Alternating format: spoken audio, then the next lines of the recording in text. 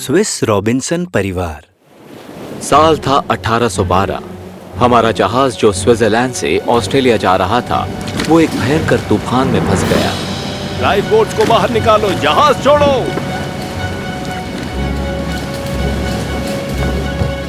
मैं नीचे कैबिन में गया और मैंने अपनी बीवी और बच्चों को जगाया, पर जब तक हम ऊपर पहुंचे वहां एक भी बोट नहीं थी। पिताजी, वो हमें छोड़कर चले गए। बच्चों देखो, घबराने की कोई बात नहीं है। मुझे जमीन दिखाई दे रही है। अगली सुबह तूफान गुजर चुका था और समुद्र साफ नजर आ रहा था।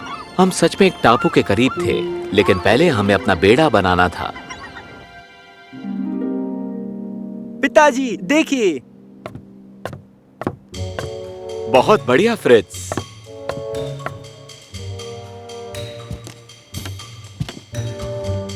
पिताजी, यहाँ पर जहाज में कितने सारे मवेशी हैं। हम इन्हें अकेला नहीं छोड़ सकते। और देखो मेरे साथ कौन है।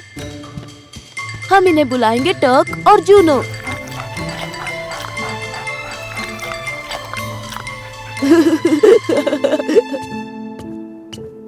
फ्रैंका, चलो बेटा, इस जहाज पर जितना भी खाना बचा है हम उन्हें इकट्ठा करते हैं। मेरी टब बोट पूरी तरह तैयार थी। फिर हमने जानवरों के लिए फ्लोट्स बनाए और बोट के साथ रस्सी लगा दी। 1 घंटे के बाद हम किनारे पहुंच गए।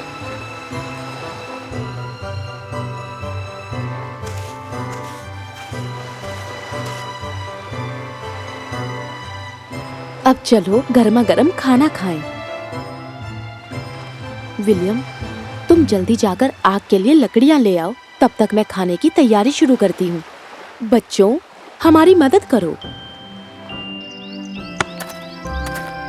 सभी ने मदद की और थोड़ी ही देर में हमने पेट भर के खाना खाया।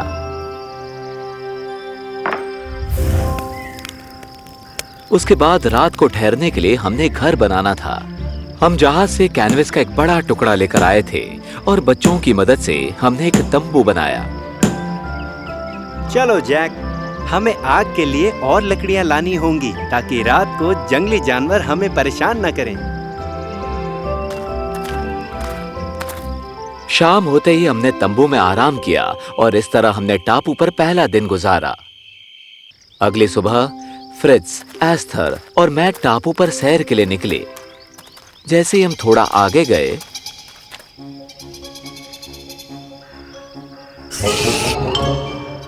टर्क, जूनो, यहाँ वापस आओ। उन बेचारों को डराओ मत। डरो नहीं, ये तुम्हें कुछ नहीं करेंगे, मेरा वादा है। यहाँ आओ नन्हे दोस्त, क्या बात है, अब तुम सलामत हो। पिताजी, क्या हम इसे साथ रख सकते हैं? वैसे लगता है ये भी तुम दोनों के साथ रहने के लिए बेताब है, तो ठीक है, अगर ये हमारे साथ आना चाहे तो आ सकता है। पिताजी, वहाँ देखो, करेला और गन्ना। कमाल है। गन्ना हमें गर्मी से तरोताजा रखेगा और माँ इसे गुड़ बना सकती है। साथ ही करेला खा के मजा आ जाएगा। वाह, हमारी किस्मत अच्छी है।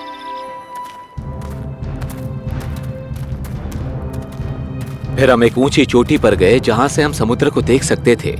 एक भी जहाज या नाव दिखाई नहीं दे रहा था। उस पल शायद हम इस पूरी दुनिया में अकेले ही बचे थे। मुझे यकीन है फ्रिट्ज और एस्थर भी यही सोच रहे थे, पर हमने अपने डर को छुपाया और मुस्कुराने लगे। माँ, पिताजी, फ्रिट्ज और एस्थर वापस आ गए।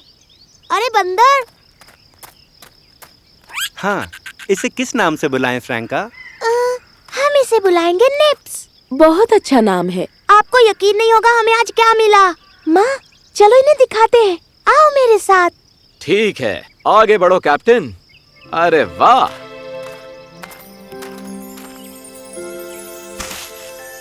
ये तो आलू के पौधे हैं। कितना बड़ा खेत है। साल भर बटाटा उगाएंगे, खाने की कभी कमी नहीं होगी। ओह, हमारी किस्मत वाकई में अच्छी है बच्चों। पता है, इतना ही नहीं और भी है। मेरे साथ आओ, मुझे और भी कुछ दिखाना है। मेरी पत्नी हमें ऐसी जगह ले गई जहाँ 2 बड़े बड़े पेड़ थे और उनमें शाखाएं लटक रही थीं। इतनी बड़ी शाखाएं, हम तो इन पर सो सकते हैं। और मैं भी बिल्कुल यही सोच रही थी बेटा।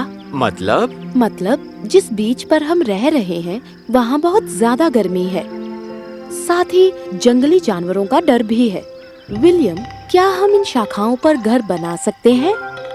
हम जानवरों से सुरक्षित रहेंगे और यहाँ सुहावना मौसम और छांव भी है। और कितने अच्छे झूले भी। वूहू! मैं भी। यहाँ आओ, मेरे कंधे पर बैठ जाओ, कस के पकड़ना। फिर हम सब काम पर लग गए। सबसे पहले हम अपनी टूटी फूटी जहाज पर गए, जहाँ से हम बची कुची चीजें लेकर आए। सब कुछ निकालने में हमें 4 दिन लग गए। दरवाजों से लेकर खिड़कियों तक, फर्श पर से लकड़ी के पतरे, बचा कुचा खाना और औजार जैसे कुल्हाड़ी, फावड़ा, रस्सी, कीलें और हथौड़े। फिर हमने ट्री हाउस बनाना शुरू किया। एस्थर ने एक सीढ़ी बनाई जिसमें रस्सी और बांस की टहनियां थी, जिसे हम ऊपर नीचे जाने के लिए इस्तेमाल करते थे। मैं सोच रही थी कि इस टापू की जगहों के हमें नाम रखने चाहिए। इस तरह ये टापू घर जैसा लगेगा। ये एक अच्छा सुझाव है माँ। सच में। चलो उस खाड़ी से शुरू करते हैं जहाँ हमने अपना तंबू बनाया। उसका नाम क्या रखेंगे? टेंथोम। ये तो बहुत अच्छा नाम है। हम आलू के खेत का भी नाम रखेंगे, जैसे पोटैटो फील्ड। उसके लिए यही सही नाम है। हम ट्री हाउस का क्या नाम रखेंगे? Tree house? नहीं, बहुत ऊपर। नहीं, लैडर नेस्ट। फैल्कनहर्स्ट। वाह, ये एक बढ़िया नाम है। परफेक्ट। हम टापू के और अंदर गए। हमें रबड़ के पेड़ मिले जिसके सार से मैं बारिश के मौसम के लिए जूते बना सकता था।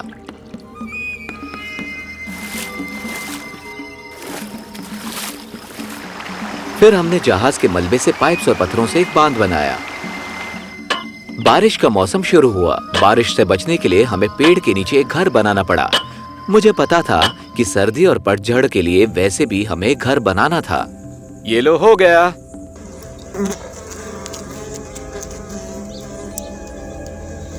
पिताजी देखो, अंदर से मधुमक्खियाँ आ रही हैं। जरूर अंदर से एक रास्ता होगा।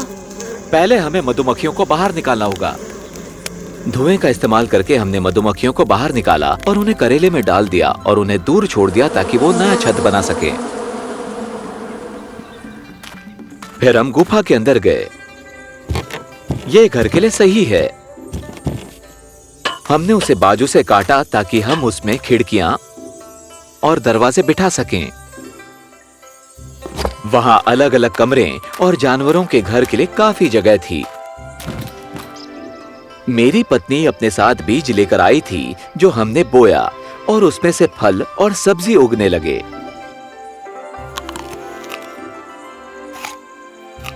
खाना खाने का असली मजा तो अब आ रहा है ना? सिर्फ खाना ही नहीं, यहाँ तो सब कुछ कितना सुंदर है ना। जादू तो इस टापू की ताजी हवा का है। भीड़ से दूर एक जिंदगी कुदरत की गोद में, इससे जिंदगी कितनी सुंदर और बेहतर लगती है। हम उस टापू पर आराम से जिंदगी बिता रहे थे। मेरे बच्चे भी बड़े होकर सेहतमंद हुए। कुदरत के आसपास रहने की वजह से वो अपनी सेहत का अच्छे से ख्याल रखते, कसरत करते, दिमाग तेज रहता और मिलजुल कर रहते। 10 साल बीत गए। एक दिन जब एस्थर और फ्रिट्ज पहाड़ पर थे, ये तो एक समुद्री पक्षी है। ये घायल है, बेचारा। ये देखो, ये तो एक चिट्ठी है। पिछले 3 साल से खोई हुई हूँ, बचाओ। क्या सच में आसपास कोई इंसान हो सकता है? वो जो कोई भी इंसान था, हम उसे ढूंढने के लिए निकल पड़े। अब पुराने टबबोट की जगह एक बड़ा सा जहाज था। हमने 2 दिनों तक कूच किया और हमें बहुत कुछ मिला। पिताजी वहाँ देखो, सीप कितने सारे हैं। उन सीपों के अंदर मोती थे जो बहुत कीमती थे। यहाँ पर हमें पैसों की जरूरत नहीं थी, पर क्या हो किसी दिन हमें कोई ढूंढ ले और हम वापस अपनी पुरानी दुनिया में चले जाए। हमने उसी बीच पर रात बिताने का फैसला किया।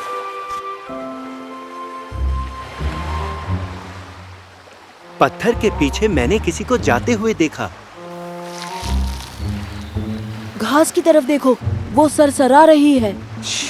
हम जहाज में ही रहकर रात होने का इंतजार करेंगे और फिर देखेंगे कि हम क्या कर सकते हैं। अगर कोई इस बीच पर है तो वो रात में जरूर आग जलाएगा। धुएं से हमें पता चल जाएगा।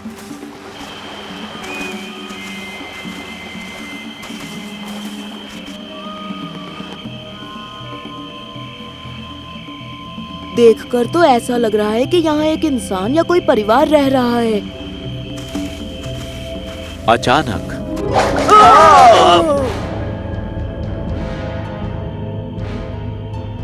कौन हो तुम लोग और यहाँ पर क्यों आए हो?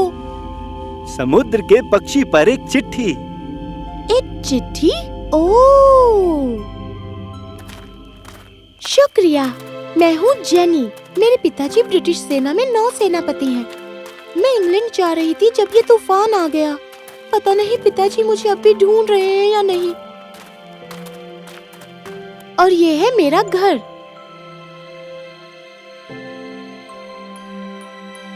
तुमने ये सब कुछ खुद बनाया? मानना पड़ेगा।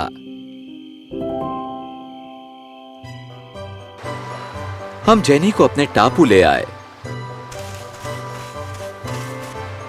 मेरी पत्नी तुरंत इस बहादुर मेहनती लड़की को पसंद करने लगी और पता चला कि उसके पिता अभी भी उसे ढूंढ रहे थे। कुछ दिनों बाद पिताजी, एक जहाज इसी तरफ आ रहा है। जल्दी स्मोक गन लाओ, जल्दी करो फ्रिट्ज।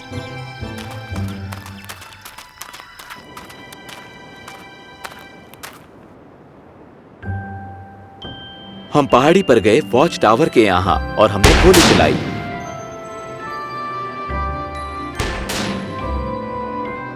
उन्होंने हमें सुना पिताजी, उन्होंने जवाब दिया।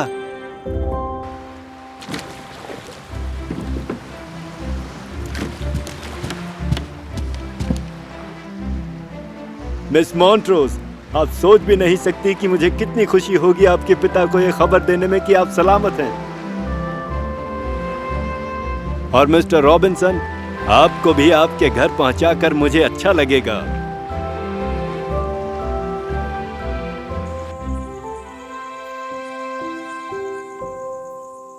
तुम्हारा पता नहीं विलियम, पर मुझे अपनी बाकी जिंदगी यहीं गुजारनी है। ओह, मुझे भी यहीं पर रहना है। तुम लोगों का क्या बच्चों? मुझे यहाँ रहना पसंद है, पर मुझे बाहर की दुनिया में भी कुछ करना है। मैं यहाँ से नहीं जाना चाहता हूँ पिताजी। मुझे भी यहीं रहना है। और मुझे भी।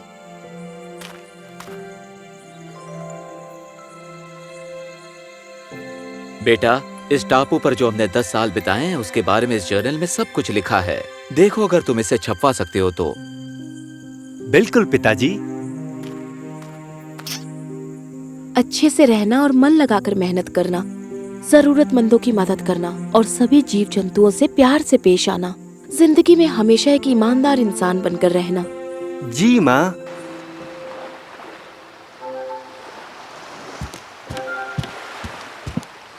मेरे पास आपके लिए एक संदेश है मिस्टर रॉबिन्सन। इंग्लैंड के राज्य द्वारा जो अधिकार उन्हें दिया गया है, नौसेनापति मॉन्ट्रोज आपको इस टापू का राज्यपाल घोषित करते हैं। सच में? शुक्रिया। आप सबको शांति और समृद्धि प्राप्त हो।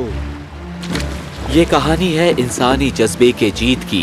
ये हमें सिखाती है कि इंसान किसी भी मुसीबत या परेशानी का सामना कर सकता है। याद रखना, हम इतने मजबूत हैं कि कोई भी चीज हमें तोड़ नहीं सकती।